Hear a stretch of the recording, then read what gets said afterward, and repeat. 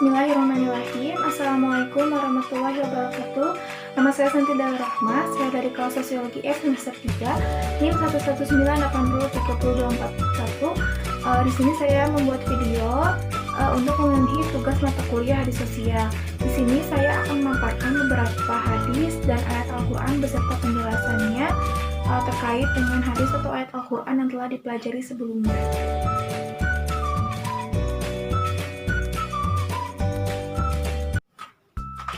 Yang pertama, saya akan memaparkan terlebih dahulu hadis mengenai menjaga kelestarian lingkungan. Bismillahirrahmanirrahim. Haddatsana Abu Nadir, haddatsana Abu Aqil ismuhu Abdullah ibnu Aqil, haddatsana Hisham ibnu Urwah, haddatsani Abdullah ibnu Abdurrahman ibnu Rafi, an Jabir ibnu Abdillah Kola Rasulullah SAW, man ahya ardun majitatan falahu fiha ajrun lama akaltu al-afiyata minha fahuwa lahu sadaqah. Yang artinya, telah bercerita kepada kami Abu An-Nadir, telah bercerita kepada kami Abu Aqil namanya Abdullah bin Aqil, telah bercerita kepada kami Hisham bin Urwah, telah bercerita kepadaku Ubaidullah bin Abdurrahman bin Rafi, dari Jabir bin Abdullah berkata, Rasulullah SAW bersabda, barang siapa yang menghidupkan tanah yang mati, maka baginya pahala, dan apa saja yang dimakan oleh binatang seperti burung, maka hal tersebut terhitung pahala baginya. Hadis ini terdapat dalam kitab Musnad Ahmad nomor 13.976. Selanjutnya, dari hadis yang telah saya paparkan tadi, saya akan menjelaskan penjelasannya. Jadi hadis tersebut menjelaskan tentang keutamaan seorang muslim untuk menghidupkan tanah yang mati. Tanah yang mati di sini maksudnya adalah tanah yang tidak tampak adanya keberlangsungan kepemilikan, jadi tidak nampak adanya bekas seperti pagar, tanaman, bangunan, dan lainnya, serta tidak nampak kepemilikan tanah dan tidak ada yang memanfaatkannya. Jadi cara kita untuk memanfaatkan tanah yang mati tersebut adalah dengan memakmurkannya. Nah, salah satu cara untuk memakmurkan tanah yang mati yaitu dengan cara menanam berbagai macam tumbuhan atau buah-buahan yang nantinya hasilnya bisa menguntungkan baik bagi diri kita sendiri maupun bagi orang lain. Nah, selain itu, seseorang yang menghidupkan tanah yang mati nantinya akan mendapatkan jalan pahala dari Allah SWT karena telah memakmurkan tanah yang mati. Nah, selain itu, jika ada binatang seperti burung yang ikut memakan atau menikmati hasil dari apa yang kita tanam, maka itu dihitung sebagai sedekah. Selanjutnya yaitu hadis yang kedua yang akan saya paparkan, yaitu hadis mengenai menjaga silaturahmi dan persaudaraan. Bismillahirrahmanirrahim. Haddatsana Yahya, haddatsana Al-Lais an Uqayl an Ibnu Syihab an Ubaidillah ibnu Abdullah an Abdullah ibnu Abbas ahbarahu an Abu Sufyan ahbarahu an Hiraqala asala alaiha fi qala yakni an Nabi sallallahu alaihi wasallam ya'muru nabi salat was shadaqat wal afaf, yang artinya telah menceritakan kepada kami Yahya, telah menceritakan kepada kami Al-Lais dari Uqayl, dari Ibnu Syihab, dari Ubaidullah bin Abdullah, bahwa Abdullah bin Abbas telah mengabarkan kepadanya bahwa Abu Sufyan telah mengabarkan kepadanya bahwa Heraklius pernah mengutus kepada Nabi, lalu beliau yaitu Nabi Sallallahu Alaihi Wasallam bersabda, kami diperintahkan oleh Allah untuk menegakkan sholat, bersedekah, memaafkan, dan menjalin hubungan persaudaraan. Hadis ini terdapat dalam Sahih Bukhari nomor 5522. Nah, dari hadis kedua yang telah saya paparkan tadi, sekarang saya akan menjelaskan penjelasan dari hadis tersebut. Jadi hadis tersebut menjelaskan bahwa menjaga silaturahmi merupakan sesuatu hal yang sangat dianjurkan dalam Islam, karena Islam sangat menjunjung tinggi nilai-nilai ukhuwah Islamiyah di antara sesama manusia. Islam menjunjung tinggi silaturahmi karena silaturahmi itu banyak sekali mengandung manfaat. Salah satunya yaitu memperpanjang umur dan melapangkan rezeki sebagai sarana untuk lebih mendekatkan diri kepada Allah, serta menjaga kerukunan dan keharmonisan dengan sesama manusia. Menjaga dan memperkuat silaturahmi sangat penting dilakukan oleh setiap muslim. Hal ini bukan hanya bermanfaat bagi di dunia saja, tetapi bermanfaat bagi kebaikan di akhirat nanti. Yang ketiga, Saya akan memaparkan Quran Surat An-Nisa ayat 59 tentang menghormati ulama atau orang yang berilmu. A'udzubillahi minasyaitonirrajim. Bismillahirrahmanirrahim. Ya ayyuhallazina amanu atiiullaha wa atiiur rasul wa ulil amri minkum. Fa in tanaza'tum fi syai'in farudduhu ila Allahi war rasuli in kuntum tu'minuna billahi wal yawmil akhir. Dzalika khairu wa ahsanu ta'wila. Yang artinya, hai orang-orang yang beriman, taatilah Allah dan taatilah Rasul-Nya, dan ulil amri di antara kamu. Kemudian, jika kamu berlainan pendapat tentang sesuatu, maka kembalikanlah ia kepada Allah atau Al-Quran dan Rasul sunnahnya. Jika kamu benar-benar beriman kepada Allah dan hari kemudian, yang demikian itu lebih utama bagimu dan lebih baik akibatnya. Nah, setelah memaparkan ayat Al-Quran, yaitu Quran Surat An-Nisa tadi, saya akan menjelaskan penjelasannya. Jadi, penjelasan dari ayat tersebut yaitu ulama merupakan seseorang yang sangat mulia kedudukannya di hadapan Allah Subhanahu wa Ta'ala. Selain itu, ulama juga dianggap mulia karena merupakan pewaris para nabi. Mereka adalah orang-orang yang berani berjihad di jalan Allah dengan cara menyiarkan syariat agama kepada umat manusia, sehingga umat manusia dapat memahami ilmu agama dengan baik, serta lebih mendekatkan diri kepada Allah. Maka dari itu, sudah seharusnya kita menghormati para ulama karena jasa-jasa yang telah dilakukan untuk umat manusia dan juga tingginya ilmu yang dimilikinya. Selanjutnya, hadis yang keempat yaitu hadis tentang pendidikan sosial dalam masyarakat. Haddatsani Harmalah ibnu Yahya Amba'na ibnu Wahab qala ahbarani Yunus an ibnu Syihab an Abi Salamah ibnu Abdurrahman an Abi Hurairata an Rasulullah sallallahu alaihi wasallam qala man kana yu'minu billahi wal yawmil akhir falyaqul khairan aw liyasmut wa man kana yu'minu billahi wal yawmil akhir falyakrim dhaifah. Yang artinya telah menceritakan kepada kami Harmalah bin Yahya telah memberitakan kepada kami Ibnu Wahab, dia berkata telah mengabarkan kepadaku Yunus dari Ibnu Syihab dari Abu Salamah bin Abdurrahman dari Abu Hurairah dari Rasulullah SAW. Beliau bersabda, barang siapa beriman kepada Allah dan hari akhir, maka hendaklah dia mengucapkan perkataan yang baik atau diam. Dan barang siapa yang beriman kepada Allah dan hari akhir, maka hendaklah dia memuliakan tetangganya. Dan barang siapa yang beriman kepada Allah dan hari akhir, maka hendaklah dia memuliakan tamunya. Hadis ini terdapat dalam kitab Sahih Muslim nomor 67. Nah, setelah saya memaparkan hadis di atas, selanjutnya saya akan memberikan penjelasan dari hadis tersebut. Jadi, hadis riwayat Muslim tersebut merupakan hadis mengenai pendidikan sosial dalam masyarakat, di mana di dalamnya membahas mengenai adab dalam bermasyarakat seperti mengucapkan perkataan yang baik kepada orang yang lebih tua ataupun yang lebih muda, kemudian memuliakan tetangga, khususnya tetangga yang sangat dekat dengan rumah kita, dan juga memuliakan tamu yang datang ke rumah kita. Nah, ketiga hal tersebut merupakan pendidikan sosial yang sangat Allah muliakan ketika kita dapat melakukannya dengan sepenuh hati. Karena pada dasarnya kita merupakan makhluk sosial. Oleh karena itu, Allah telah mengatur sedemikian rupa adab atau cara kita dalam bersosial dengan sebaik-baiknya agar hubungan antar sesama manusia akan semakin baik dan harmonis. Yang kelima, saya akan memaparkan ayat Al-Quran, yaitu Quran Surat An-Nahl ayat 97 tentang emansipasi. A'udzubillahi minasyaitonirrajim. Bismillahirrahmanirrahim.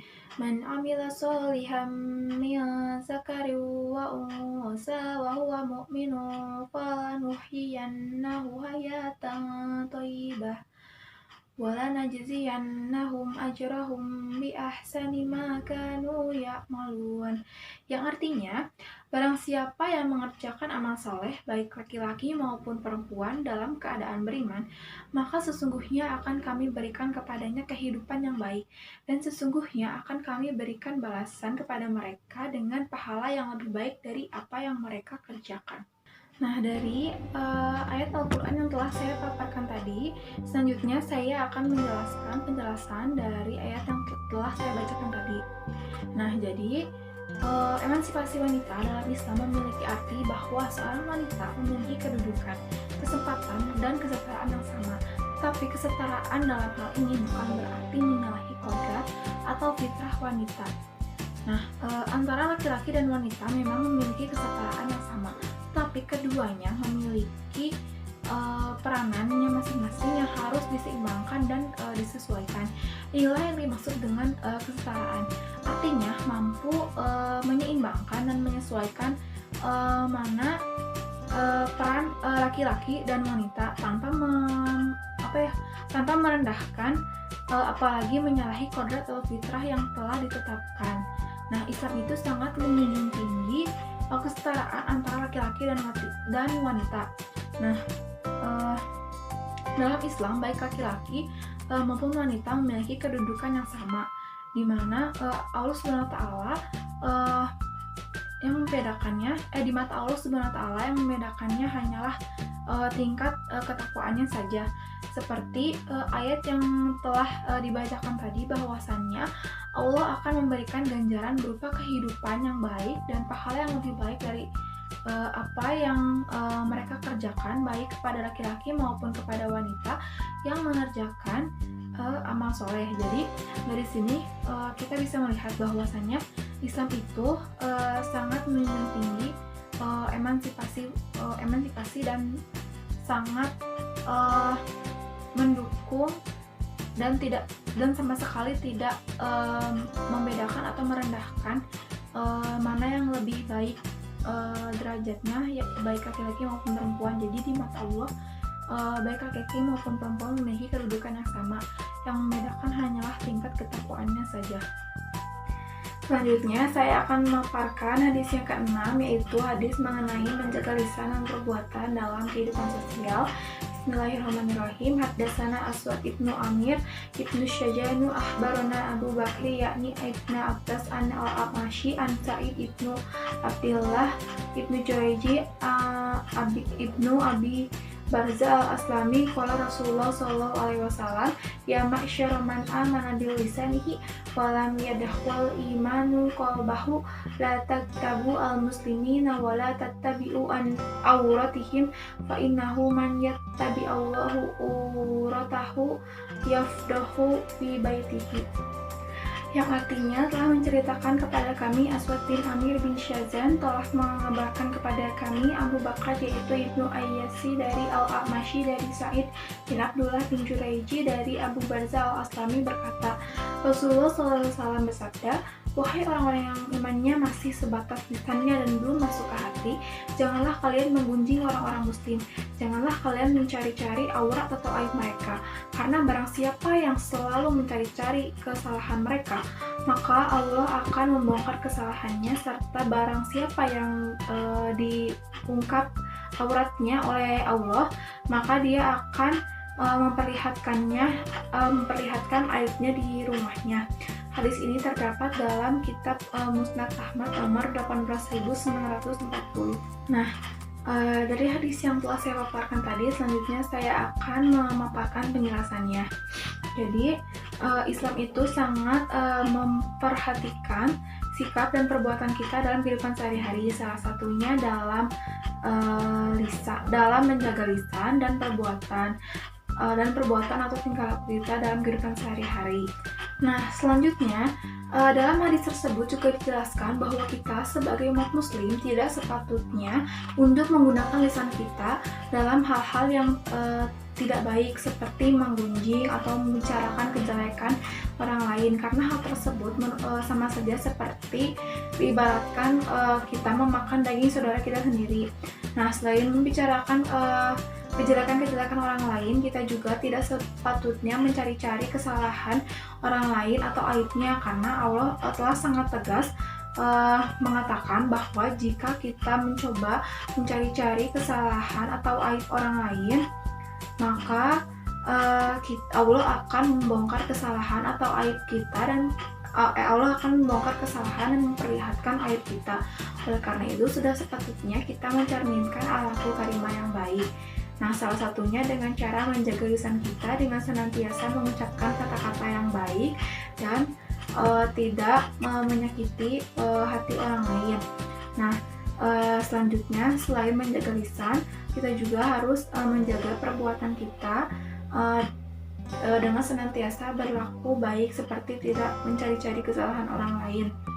Nah, dari menjaga lisan dan perbuatan kita itu sudah merupakan cerminan akhlakul karimah dari seorang muslim yang baik. Selanjutnya saya akan memaparkan hadis yang ketujuh, yaitu hadis mengenai mencegah hak orang lain atau hak asasi manusia. Bismillahirrahmanirrahim. Haddatsana Harun, haddatsana Ibnu Wahib, haddatsani Malik Ibnu Al-Khair Az-Ziyadi, an Abi Qabil Al-Ma'afiri, an Ubadah Ibnu Samiti, an Rasulullah sallallahu alaihi wasallam qala laisa min ummati man lam yujilla kabiruna wa yarham sagiruna wa ya'rif li alimina haqqahu qala Abdullahi wasamituhu ana min Harun, yang artinya telah menceritakan kepada kami Harun, telah bercerita kepada kami Ibnu Wahid, telah bercerita kepadaku Malik bin Al-Khair Az-Ziyadi dari Abu Qabil Al-Ma'afiri dari Ubaidah bin As-Samil bahwa Rasulullah SAW bersabda, tidak termasuk umatku orang yang tidak menghormati orang yang lebih tua, tidak mengasihi orang yang lebih muda, dan tidak mengerti hak seseorang yang alim. Hadis ini terdapat dalam kitab Musnad Ahmad nomor 21693. Nah, selanjutnya saya akan memaparkan penjelasan dari hadis yang sebelumnya telah saya paparkan. Nah, jadi di sini dapat kita pahami bahwa menjaga hak orang lain atau hak asasi manusia, contohnya seperti kita menghormati orang yang lebih tua, seperti tidak berkata kasar, ataupun kita menyayangi ataupun mengasihi orang yang lebih muda. Selain itu, menjaga hak orang lain juga bisa diartikan dengan kita menjaga hak-hak orang alim atau bisa dikatakan sebagai ulama. Beberapa hak bagi orang alim, seperti yang pertama, bersyukur kepada Allah karena telah mendekatkan kita dengan orang-orang yang berilmu. Kemudian kita mengucapkan rasa terima kasih kepada para alim ulama karena berkat jasanya kita dapat memahami ilmu agama. Nah, yang kedua, seperti kita mendoakan para alim ulama supaya dikokohkan dalam kebenaran dan keimanannya dan senantiasa istiqomah dalam mengikuti ajaran Allah dan Rasulullah. Selanjutnya yaitu mendengar dan taat terhadap nasihat-nasihat yang diberikan kepada kita. Nah, hak-hak para alim ulama yang telah saya sebutkan tadi merupakan salah satu perbuatan kita dalam menjaga hak-hak orang lain atau hak asasi manusia, karena pada hakikatnya setiap manusia juga mempunyai haknya masing-masing yang harus dipenuhi, dan tugas kita adalah menjaga dan melakukan hak orang lain yang sudah sepatutnya kita jaga. Selanjutnya, hadis yang ke-8 itu saya akan memaparkan hadis tentang menuntut ilmu. Bismillahirrahmanirrahim. Haddatsana Al-Aswad Ibnu Amir akhbarana Abu Bakri an Al-A'mashi an Abi Shalih an Abi Hurairah qala Rasulullah sallallahu alaihi wasallam man salaka tariqan yaltamisu fihi ilman sahhalallahu lahu tariqan ilal jannah yang artinya telah menceritakan kepada kami Al-Aswad bin Amir telah mengatakan kepada kami Abu Bakar dari Al-A'mashi dari Abu Shalih dari Abu Hurairah, dia berkata, Rasulullah Shallallahu Alaihi Wasallam bersabda, barang siapa menempuh jalan guna menuntut ilmu, maka Allah akan memudahkan baginya jalan ke surga. Nah, setelah saya memaparkan hadis yang telah saya paparkan tadi, selanjutnya saya akan memberikan penjelasan dari hadis tersebut. Jadi, menuntut ilmu itu sangat penting, bahkan dalam Islam sendiri, menuntut ilmu merupakan suatu kewajiban. Karena dengan ilmu, kita bisa memahami berbagai macam hal yang sebenarnya yang sebelumnya belum kita ketahui. Itu artinya ilmu pengetahuan kita akan semakin bertambah luas jika kita terus memperdalam dan mempelajari ilmu. Nah, ilmu yang kita pelajari itu tidak hanya mengenai ilmu pengetahuan umum, tetapi kita harus menyeimbanginya dengan ilmu pengetahuan agama juga. Nah, dengan ilmu yang kita miliki tersebut, Allah akan memudahkan kita dalam menempuh kesuksesan baik di dunia maupun di akhirat. Lebih daripada itu, jika kita mempelajari ilmu serta memperdalam ilmu agama Allah, maka kita akan menjadi lebih dekat dengan Allah. Nah, selain itu, jika kita sudah merasa dekat dengan Allah karena ilmu yang kita pelajari sebelumnya, Allah akan memudahkan kita untuk menempuh jalan ke surganya. Karena Allah itu sangat menyukai orang-orang yang berilmu dan menuntut ilmu serta tidak pernah menyerah dan selalu berusaha untuk belajar dan tahu lebih dalam lagi mengenai suatu ilmu. Sekian pemaparan hadis atau ayat Al-Quran beserta penjelasannya yang telah saya paparkan tadi. Mohon maaf yang sebesar-besarnya apabila masih terdapat banyak kesalahan dan kekurangan. Wabillahi taufiq wal hidayah. Wassalamualaikum warahmatullahi wabarakatuh.